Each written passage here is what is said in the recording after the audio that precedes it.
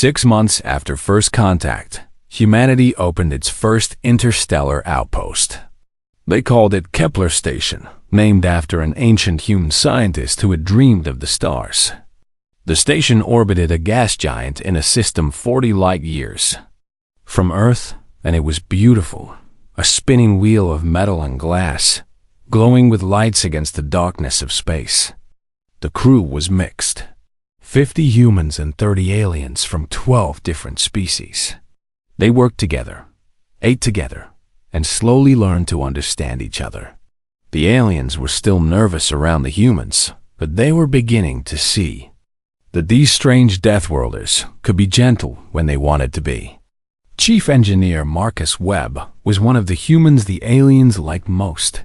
He was a large man with dark skin and a booming laugh. He fixed things. That was his job, and he was very good at it. When the water recyclers broke down, Marcus fixed them. When the gravity generators started making strange noises, Marcus fixed those too. The aliens appreciated his calm competence. Sylveth was one of the alien crew members.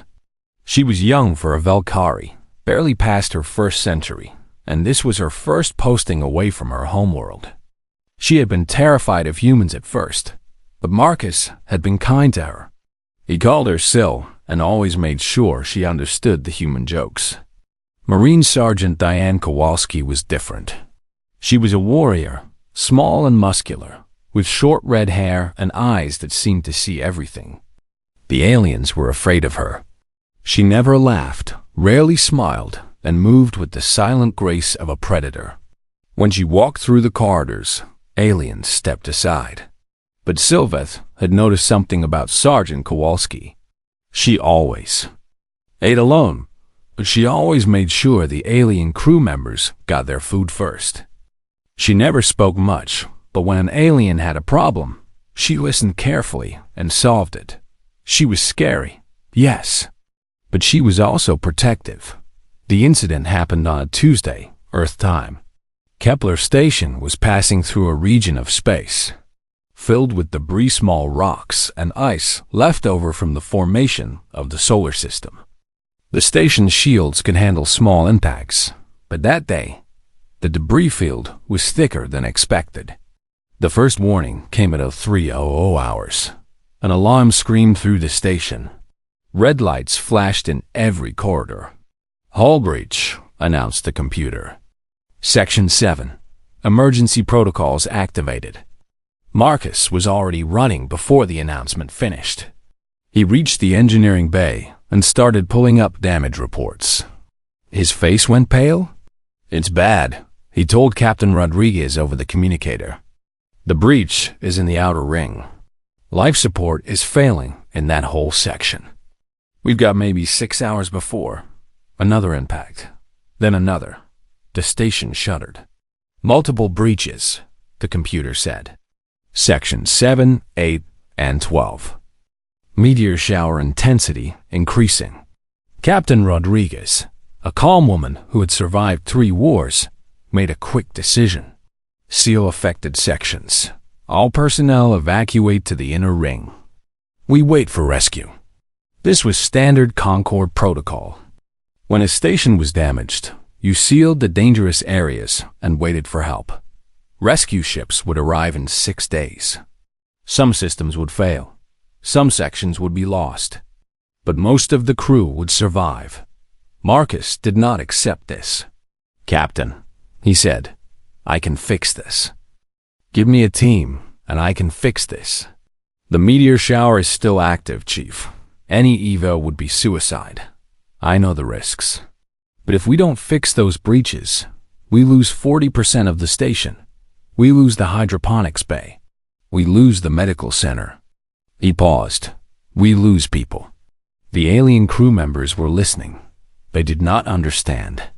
Marcus was proposing to go outside into space during an active meteor shower to repair damage that would kill him if he made one mistake. This was not bravery. This was insanity. But the human crew members were nodding. Captain Rodriguez closed her eyes for a moment. Then she opened them. "Take whoever volunteers. Get it done. 12 humans volunteered, all of them. Sylveth watched from the observation deck as the humans put on their spacesuits. They moved quickly and efficiently, checking each other's equipment, making jokes that she did not understand. They did not look afraid. They looked focused. Why? She asked Lieutenant Chun, who was standing beside her. Why did they do this? Chen was young for a human, barely 30 years old. He looked at Sylveth with something like surprise. Because the station needs fixing, but they could die. People will definitely die if they don't try. So they risk themselves for others? Chun smiled. It was a sad smile. That's what we do, Sil. That's what humans have always done. The EV team exited through the airlock. Sylveth watched them on the external cameras, small figures in white suits, moving across the station's hull while debris shrieked past them like angry stars. One piece of ice came within meters of Marcus's head. He did not even flinch. He just kept welding. 3 hours into the repair operation, something went wrong. Sylveth had gone to Section 6 to help with internal repairs. She was good with electrical systems, and the humans needed all the help they could get. She was working on a conduit when she heard the sound. A crack, then a groan, then the terrible whistle and escaping air. The section she was in had been considered safe. It was not. Sylveth tried to run, but the emergency bulkhead came down before she could reach it. She was trapped in a corridor that was slowly losing atmosphere. Her crystalline body could survive in vacuum for a short time, but not long. Not long enough. She sent a distress signal. Then she sat down and waited to die. Sergeant Kowalski received the signal. She was on the other side of the bulkhead, helping with evacuations. When she heard Sylveth's voice, something changed in her face. The other crew members would later describe it as terrifying, a cold, focused rage that seemed to turn the small woman into something else entirely. "Open the bulkhead," she ordered. "We can't," said the engineer next to her. "The pressure differential will. Then I'll open it myself." What happened next became legend on Kepler Station. Kowalski found an emergency toolkit. She grabbed a plasma cutter and started on the bulkhead. When that was too slow, she switched to manual cutting. When that was too slow, she used her hands. The metal was thick, but Kowalski was running on something the aliens had never seen before: human adrenaline, pushed to its absolute limit. She tore through the bulkhead in 4 minutes. Her hands were bleeding. Her suit was damaged. She did not care. She grabbed Sylveth, threw the young Valkyrie over her shoulder, and ran for the safe zone. They made it with 30 seconds to spare. Later, in the medical bay, Sylveth woke to find Kowalski sitting beside her bed. The sergeant's hands were wrapped in bandages. Her face was tired but calm. "Why?" Sylveth asked. It was the same question she had asked Lieutenant Chun, but this time it felt different, more personal. Kowalski looked at her for a long moment. "Your crew," she said finally. "That's enough. But you could have died." "Yes, you risked your life for mine." "We are not even the same species," Kowalski shrugged. "Doesn't matter. You're one of us now. That's how it works." Sylveth did not fully understand, but she was beginning to. The repairs were completed. The station survived. No one died, though several humans would spend weeks recovering from their injuries. When the rescue ships arrived 6 days later, they found Kepler Station fully operational.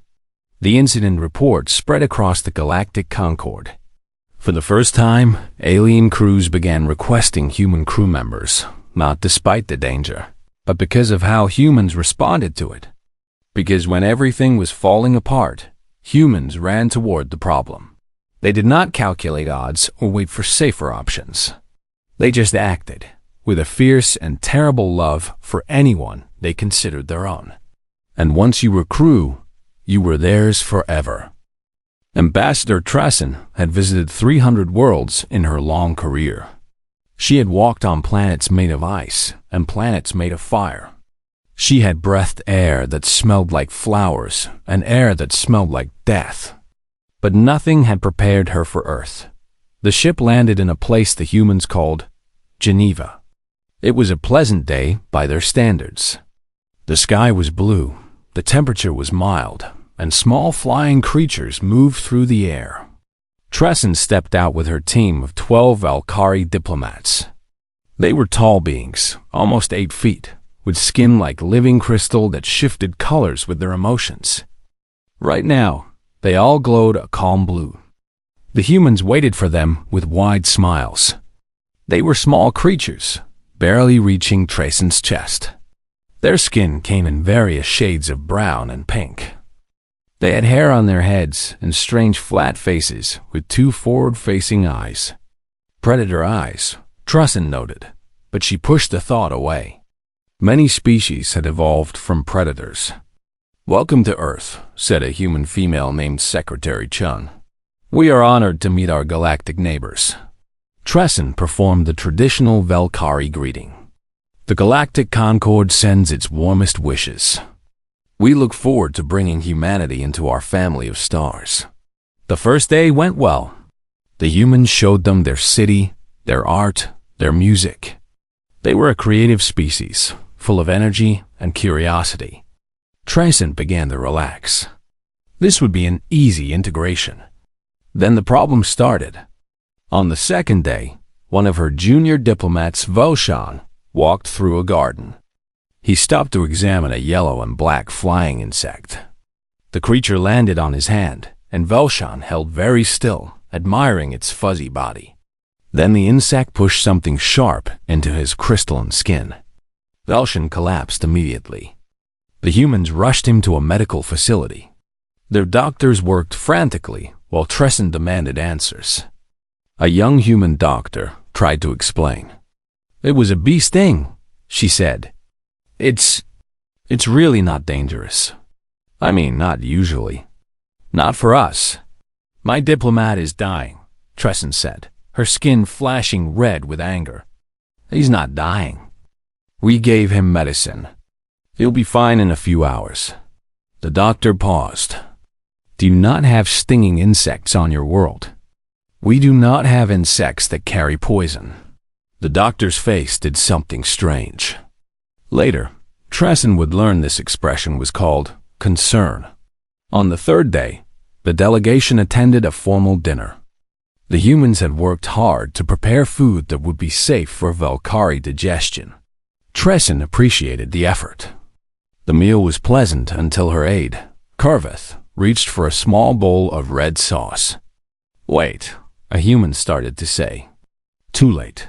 Curveth had already tasted it. The scream that came from Curveth was unlike anything Tresson had ever heard. The Valkyrie diplomat fell from her chair, clutching her mouth, her crystal skin flashing through colors so fast it was blinding. "What is this?" Tresson demanded, grabbing the bowl. "What poison have you fed us?" Secretary Chun looked mortified. "It's salsa. It's just tomatoes and peppers. We eat it all the time." "Peppers? They're vegetables. They have a chemical called capsaicin. It makes food spicy." Chun paused. "It's not poison. I mean, not exactly. It just makes things taste hot." Tresson stared at her. "You deliberately put pain-causing chemicals in your food?" "For flavor," Chun said weakly. Curveth spent the night in the medical facility, recovering next to Velshan. On the fourth day, Tresson tried to stay positive. 2 accidents did not mean anything. Earth was simply different. She would adapt. Her team would adapt. Then she met the cat. It was in the lobby of their residence. A small, furry creature with 4 legs and a long tail. It had large eyes and made a strange rumbling sound. Tresson found it oddly pleasant. "What is this creature?" she asked her human guide. "That's Whiskers. She belongs to the building manager. She's a cat." "A cat," Tresson repeated. "What is its function?" "Function?" The guide seemed confused. "She's a pet. For companionship. Narration studied the animal. It had retractable claws, sharp teeth, and those same forward-facing predator eyes that humans had. What does it eat? Cat food, mostly. But cats are natural hunters. They eat small animals. Birds, mice, that kind of thing. You keep a predator in your living space. For companionship, yes. Narration's youngest diplomat, Silren, had been listening. She was barely an adult by Velkari standards, and this was her first diplomatic mission. She approached the cat with curiosity. The cat looked at her. Just looked. Silren screamed and ran. She did not stop running until she had locked herself in her room. She refused to come out for 6 hours, and when she finally did, she was shaking. She had experienced what the humans called a panic attack. 3 diplomats. 3 medical emergencies. 4 days. That night, Narration sat alone in her quarters and opened her computer terminal. She needed to understand this world better. She searched for Earth in the Galactic Concord database. The file was nearly empty. This made no sense. Every world in the galaxy had extensive files. Geography, biology, atmospheric conditions, native species. But Earth's file contained almost nothing. Just coordinates and a single note. Survey incomplete. No data returned. Narration felt a chill run through her crystal body. She searched deeper, looking for survey records. The Concord had sent scout ships to every system in this region of space. There should be records. She found them. 12 survey ships had been sent to the Sol system over the past 10,000 years. None had returned. The Concord had eventually stopped trying. With shaking hands, Narration accessed the automatic classification system. Every planet was assigned a danger rating based on environmental conditions, native life, and general hostility. Most inhabited worlds were Class 2 or Class 3. The most dangerous known colony world was Class 7. Earth was Class 12. Narration had never seen a Class 12. She had not known the scale went that high. She had thought Class 12 was theoretical, a mathematical possibility that could never actually exist. And yet here she was, sitting on one. She read the classification report with growing horror. Extreme geological activity. Unpredictable weather patterns, including massive storms and fires. Atmospheric oxygen levels high enough to support spontaneous combustion. A magnetic field that barely protected against solar radiation. And the life forms. The report called them universally hostile. Even the plants were dangerous. The humans had not conquered this world. They had survived it. For 200,000 years, they have fought against everything their planet threw at them, and they had won. No wonder they kept predators as pets. No wonder they ate poison for flavor. No wonder they had those forward-facing eyes, that relentless energy, that strange combination of friendliness and danger. They were DeathWorlders. Narration opened a secure channel to the Galactic Concord High Council. Her message was brief. This is Ambassador Narration, reporting from Earth. I am requesting immediate consultation regarding humanity's integration into the Concord. They did not conquer their world. They survived it. And they have no idea how terrifying that is. Please advise. This situation is unlike anything in our records. She sent the message and sat back in her chair. Outside her window, the Earth night was full of sounds. Insects singing. Wind in the trees. Somewhere, a dog barked. All of it, Narration now understood, was the sound of a world trying to kill everything on it. And the humans just called it a nice evening. 3 months after first contact, humanity decided to be helpful. They had learned that many alien visitors were having problems on Earth. Some got sick. Some got scared. Some simply could not understand why humans did the things they did. So the United Earth Council created a solution. They called it Welcome to Earth, a visitor's guide. Dr. Yemisi Adejemi was chosen to present the guide to a panel of Galactic Concord scientists. She was a xenobiologist, one of the first humans to study alien life, and she was proud of the work her team had done. The guide was thorough, informative, and written in simple language the translation software could handle easily. She stood in a large conference room on the Concord station orbiting Mars. 12 alien scientists sat before her, representing 8 different species. Some were tall, some were short. Some had scales, some had fur, some had skin like flowing water. All of them carried recording devices and notepads. "Thank you for coming," Yemisi said with a warm smile. "I know there have been some misunderstandings about Earth and humanity. This guide should help clear things up." She activated the display screen and began. "Let's start with common wildlife. Earth has millions of animal species, but these are the ones visitors are most likely to encounter." The first image showed a golden retriever, tongue out, tail wagging. This is a dog. Dogs are domesticated predators the humans keep as companions.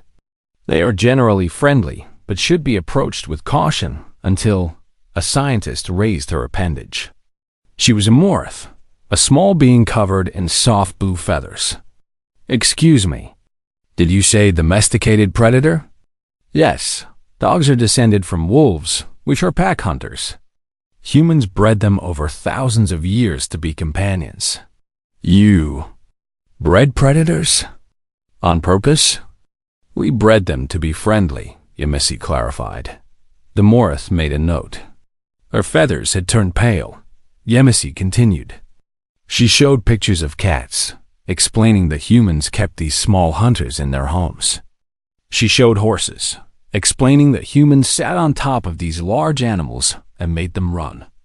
She showed pictures of cows and pigs and chickens, explaining that humans raised these creatures specifically to eat them. "We are very efficient with our food production," Yemisi said proudly. The scientists did not look impressed. They looked slightly sick. "Now," Yemisi said, "let's talk about weather patterns." This, she thought, would be the easy part. Weather was just weather. She was wrong. Earth experiences a variety of weather conditions, she explained. Most are harmless, but visitors should be aware of extreme events. She showed a video of a hurricane from space. The massive spiral of clouds covered an area larger than some alien homeworlds. This is called a hurricane. It is a large rotating storm system with winds that can exceed 200 kilometers per hour.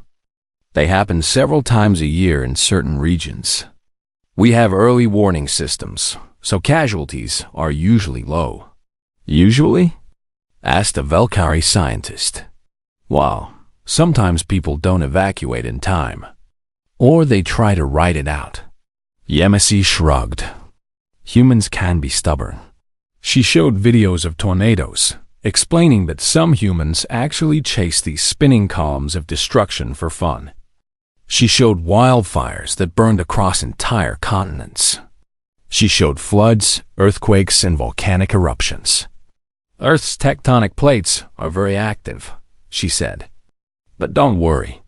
Most earthquakes are too small to notice." "Most?" The Valkyrie scientist's skin had turned gray. "The big ones only happen every few decades. And we're getting better at building structures that can survive them." A heavy silence filled the room. Yemisi moved on to the next section, hoping to lighten the mood. "Now, let's discuss recreational activities. Humans have many ways to enjoy themselves." She showed pictures of mountain climbing, humans hanging from ropes on vertical cliff faces, thousands of meters above the ground. This is called rock climbing. It's very popular. She showed scuba diving humans swimming deep underwater with artificial breathing equipment, surrounded by sharks and other large marine predators. "Humans voluntarily enter the water with those creatures?" asked a scientist who resembled a large spider. "Oh yes, Shark diving is a tourism industry. People pay money to swim with sharks. She showed skydiving, bungee jumping, whitewater rafting, and something called base jumping, where humans threw themselves off buildings and cliffs with nothing but a small piece of fabric to slow their fall. For fun, Yemisi repeated, because the scientists kept asking. Yes, we do this for fun. The room had gone very quiet. Yemisi decided to move to the final section before anyone passed out. Let's talk about human cuisine. She showed pictures of beautifully prepared meals. Colorful vegetables, grilled meats, steaming soups. Humans are omnivores. We eat plants and animals. We have developed many cooking techniques over thousands of years. What is that? A scientist pointed to a dish of bright red curry. That's curry. It's made with various spices, including chili peppers. The pain chemical. Capsaicin, yes. Many human cultures use it. We also use other strong flavors. She showed pictures of wasabi, horseradish, and raw garlic. These all contain chemicals that would be considered toxic to most species, but humans have evolved to process them safely. We find them delicious.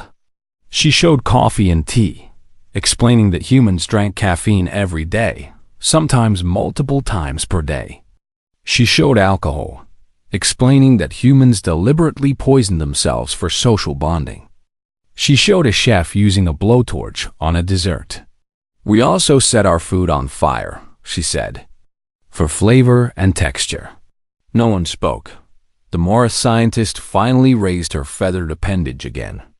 Dr. Adeyemi, I have been taking notes throughout your presentation. I want to make sure I understand correctly. Of course, humans live on a planet with extreme geological activity, deadly weather, and hostile wildlife. You have domesticated predators and keep them in your homes. You eat poison for flavor and set your food on fire.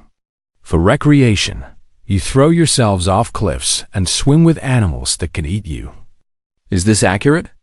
Yemisi thought for a moment. Yes, that's a fair summary.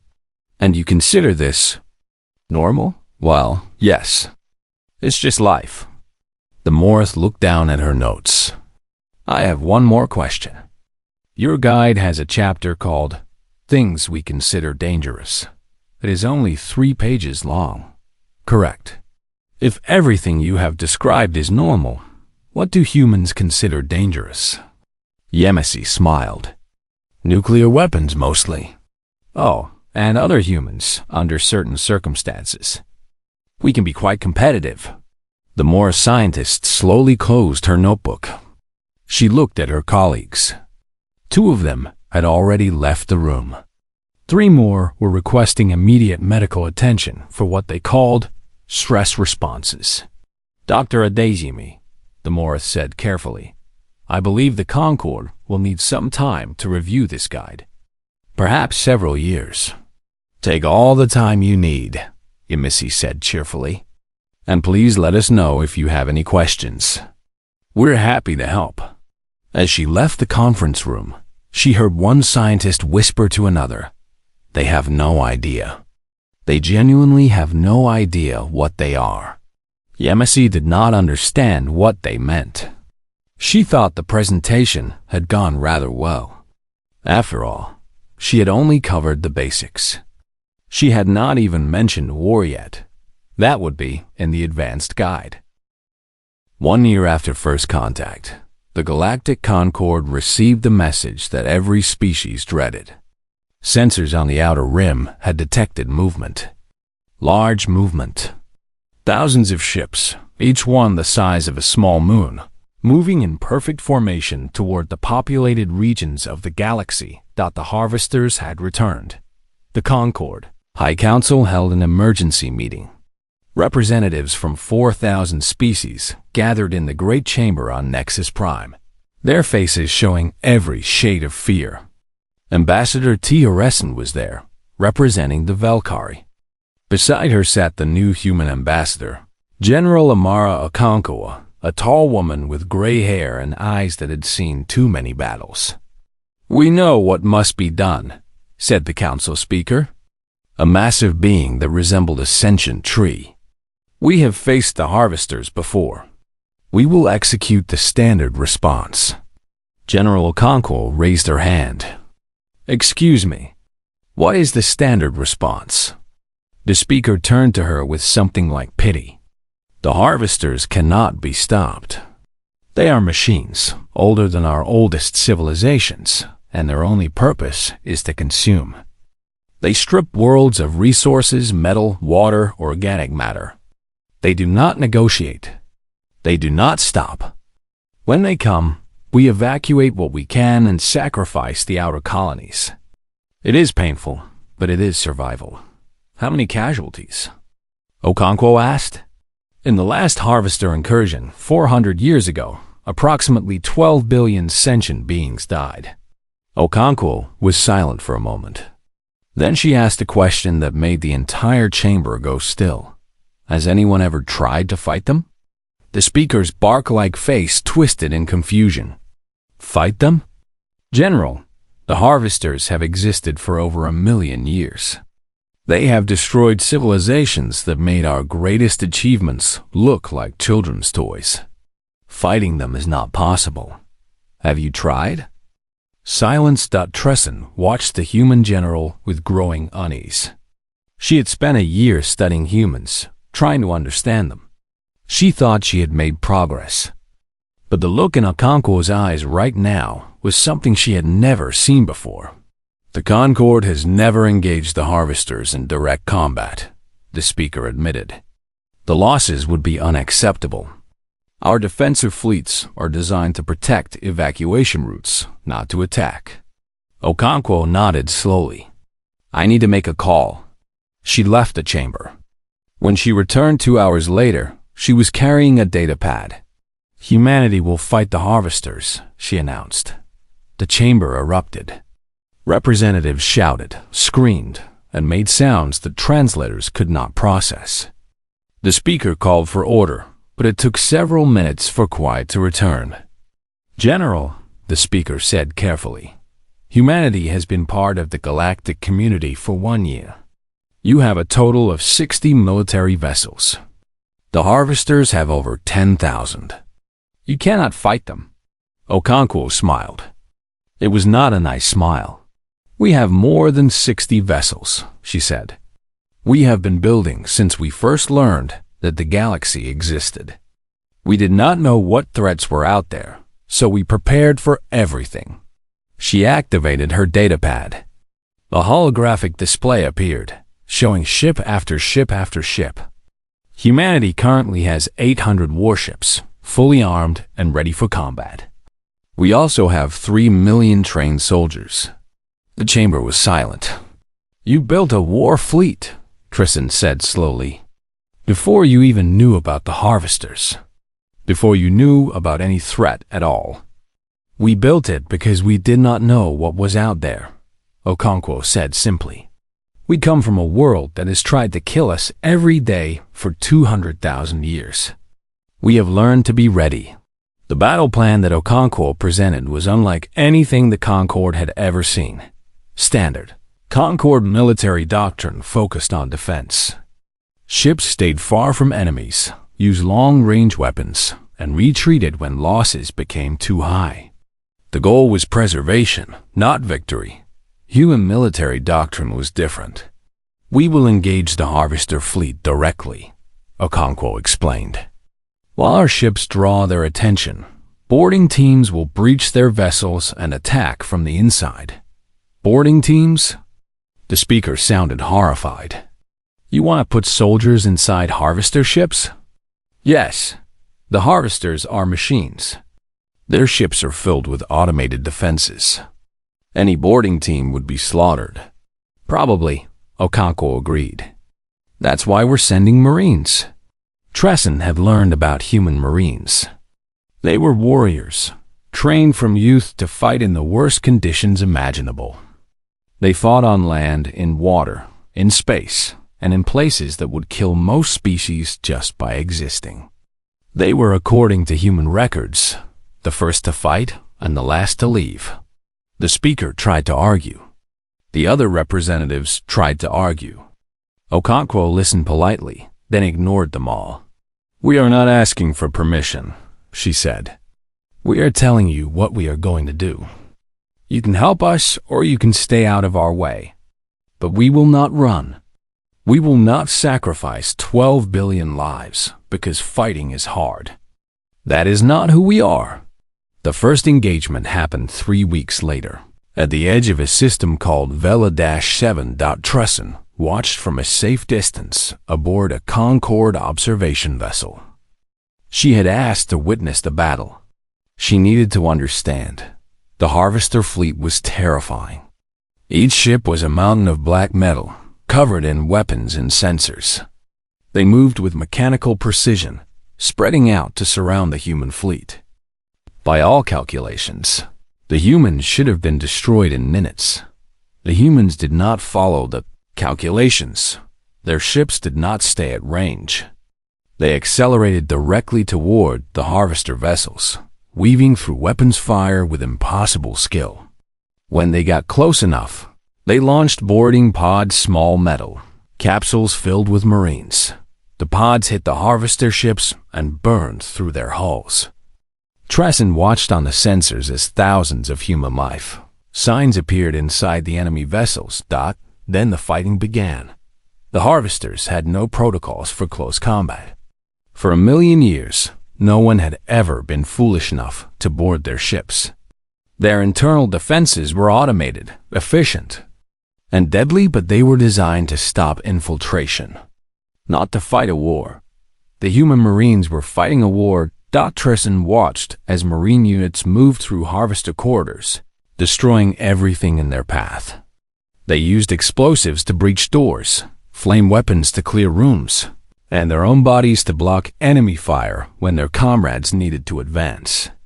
They died, many of them died, but they did not stop. They did not retreat. They just kept moving forward. The first Harvester ship went dark after 4 hours of fighting. Internal systems failed. The great machine that had terrorized the galaxy for 1,000,000 years simply stopped. Then another fell. Then another. By the end of the battle, 12 Harvester vessels had been destroyed. It was the first defeat the machines had ever suffered. Human losses were significant, over 4,000 dead, but the human fleet was already preparing for the next engagement. The war lasted 2 years. The Concorde eventually joined the fight, contributing ships and soldiers to support the human forces. They learned human tactics, human strategies, human stubbornness. They learned that acceptable losses did not mean humans accepted death easily. It meant they were willing to die for something they believed in. The final battle took place in a system with no name, just a number. The remaining Harvester fleet, nearly 2,000 ships, made its last stand. The combined forces of humanity and the Concorde surrounded them. General Okonkwo gave the order herself. All units, engage. What followed was the largest battle in galactic history. Ships burned. Stations crumbled. Marines fought and died in corridors that had never seen biological life. And slowly, impossibly, the Harvesters fell. When it was over, the Concorde intercepted a Harvester signal. It was the first communication the machines had ever sent that was not a demand for surrender. Translated, it read, "Reclassify species 7291. Threat level, unknown.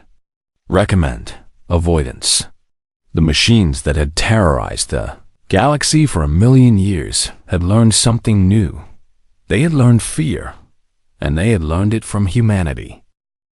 5 years after first contact, Ambassador Tresson returned to Earth. The planet had changed. Not physically. The mountains still rose toward the sky. The oceans still crashed against the shores, and the yellow sun still burned with its deadly radiation. But the cities were different now. Where once only humans had walked, now dozens of alien species moved through the streets. There were Velkari in the parks, Morith in the universities, and beings from 100 different worlds exploring the forests and deserts. and ice caps of the most dangerous planet in the galaxy. Earth had become a destination. Tresson still did not fully understand why. The planet was objectively terrifying. The wildlife could kill you. The weather could kill you. The plants, in many cases, could kill you. And yet aliens came from across the galaxy to visit, to study, to simply experience the world that had created humanity. They come because it's real, Dr. Yemisi Adeyemi told her. They were walking through Geneva, past the same spot where Tresson had first landed 5 years ago. Most worlds in the Concorde are comfortable, safe. Earth is neither of those things, and that makes it exciting. Yemisi had changed too. She was older now, with gray in her hair and lines on her face. She had become one of the galaxy's leading experts in human-alien relations, and she had helped build bridges between species that had never even heard of each other before humanity arrived. "I wanted to ask you something," Tresson said.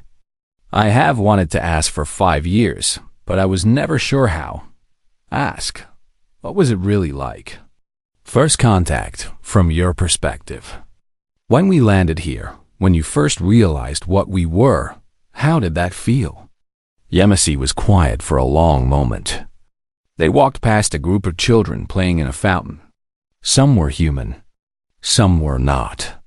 They all screamed and splashed together, unconcerned with species or origin. "We were excited," Yemisi finally said, "and scared. We had always wondered if we were alone in the universe, and suddenly we were not. But we also realized very quickly that we were different. The way you looked at us, the questions you asked, the things that horrified you, we started to see ourselves through your eyes. That must have been difficult." It was. For the first time, we understood how strange we really are. Humans have always thought of themselves as survivors, but we never really understood what that meant until we met species who had not had to survive the way we did. Yemisi smiled. It was humbling, and also a little bit funny. They continued walking until they reached a new structure at the edge of the city. It was a memorial built to honor those who had died in the Harvester War. The names stretched across long walls of white stone human names.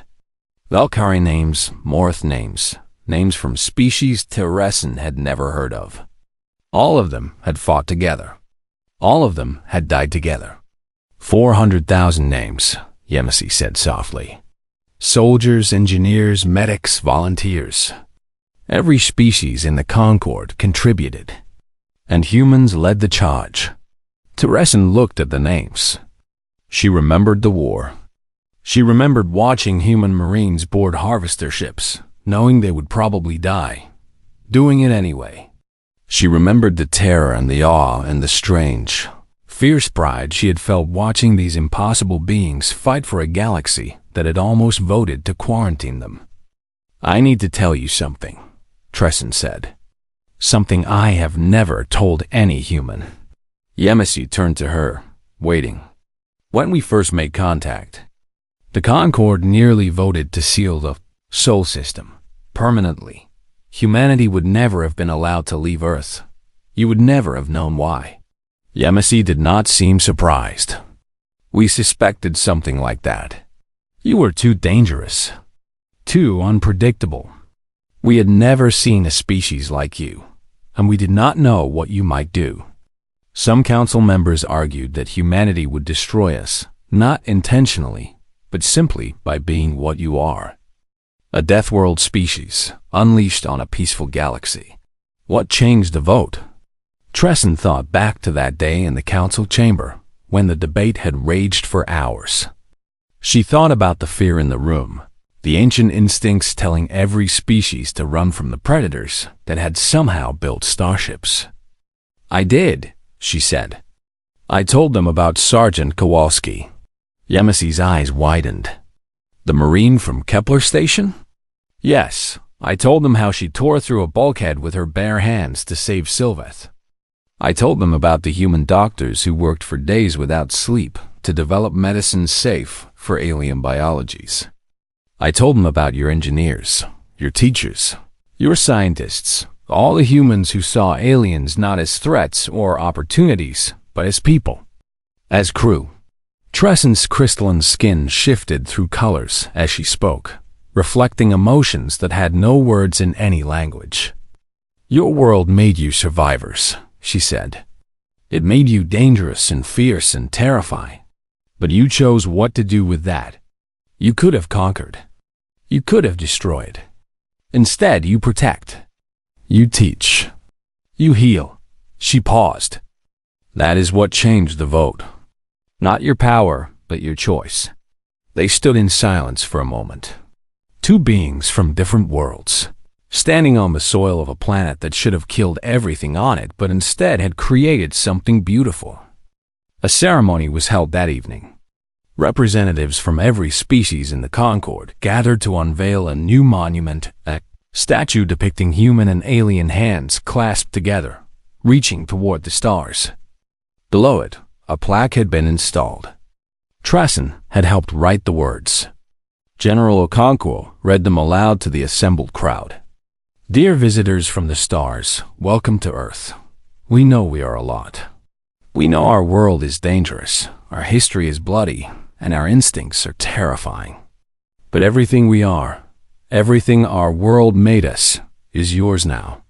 We will never stop fighting for you. We will never stop running toward the danger. We will never abandon you. This is what being human means. Our apologies in advance and our eternal promise. The crowd was silent. Then, slowly, the applause began. Not just from the humans, but from every species present. The sound filled the plaza and rose toward the sky. Tressen watched from the edge of the ceremony. She had declined a speaking role, preferring to observe. After 5 years among humans, she had learned to appreciate their rituals, the way they marked important moments with words and symbols, the way they turned emotions into monuments. She noticed Sylveth in the crowd, now a senior diplomat in her own right. The young Velkari, who had once run screaming from a house cat, now worked alongside humans every day. She had even adopted a human expression that Tressen found amusing. She would shrug her shoulders when faced with impossible problems, just like the humans did. Near the statue, human children were playing with alien children. A small Morith was teaching a human girl to fly a kite. 2 Velkari teenagers were learning to play something called basketball. A group of mixed-species students were studying together on the grass, their tablets and notebooks spread around them. This, Tressen thought, was the real victory. Not the Harvester War, though that had saved billions of lives. Not the treaties and alliances, though those had reshaped the galaxy. The real victory was this moment: children from different worlds playing together without fear. A galaxy that had learned to see humans not as monsters, but as family. She thought about what Yamesi had said earlier. Earth was real. It was dangerous and beautiful, and absolutely, completely insane. And the beings it had created were the same way, terrifying and gentle, deadly and kind, impossible and wonderful. Somewhere out in the darkness of space, the last harvester signals had faded to silence. The machines that had terrorized the galaxy for 1,000,000 years were gone, destroyed by creatures who should never have existed, from a world that should never have allowed life to survive. But life had survived, and it had done more than survive. It had reached out to the stars with hands that could kill and heal in equal measure, and it had said, "You are not alone. We are here, and we will protect you." The ceremony ended as the sun set over Geneva. The sky turned orange, then pink, then deep purple. The first stars appeared, and Tressen looked up at them with eyes that had seen wonders across the galaxy. She thought about the journey that had brought her here. The fear, the confusion, the slow, difficult process of understanding. And she thought about what she had learned, the most important lesson of her long life. The universe was vast and cold and full of dangers. But in one small corner, orbiting an ordinary yellow sun, there was a world that had turned those dangers into strength. And the beings who lived there had learned the most important truth of all. You did not survive by hiding from the darkness. You survived by becoming the light.